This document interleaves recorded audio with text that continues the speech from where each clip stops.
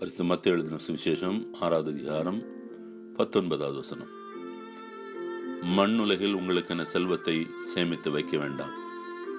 இங்கே பூச்சியும் துருவும் அழித்துவிடும், திருடரும் கன்னமிட்டு திருடுவார்கள். சிறந்த முதலீடு. நவீன உலகத்தில் மனிதர்கள் எது தற்காலிகமானது, எது நிரந்தரமானது என்பதை கூட உணராமலே வாழ்க்கை நடத்துகிறார்கள். ஆகவே தான் கிறிஸ்து சொல்கிறார், மெய்யாகவே நீங்கள் வாழ்வை விரும்பினீர்கள் என்று சொன்னால் நிரந்தரமானதை தேடுங்கள் என்று சொல்லி. மத்தேயு 6:19-21 வாசித்து பாருங்கள். விண்ணுலகில் உங்கள் செல்வத்தை சேமித்து வையுங்கள், அங்கே பூச்சியோ துருவோ அழிப்பதில்லை, திருடரும் கன்னமிட்டு திருடுவதில்லை.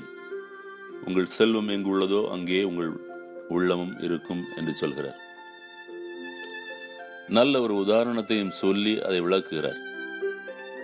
ஒரு மனிதன் உணர்ந்து கொள்ளவே இல்லை, இந்த உலகத்தில் செல்வம் இருப்பதனால் அவன் எல்லாம் அவனுக்கு நலமாக இருக்கும் என்று எண்ணினான்.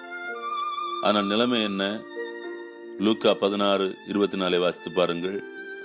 அவன் அழுதான், தந்தை ஆபிரகாமே எனக்கு இரங்கும், லாசர் தனது விரல் நுனியை தண்ணீரில் நனைத்து என் நாவை குளிரச் செய்ய அவனை அனுப்பும்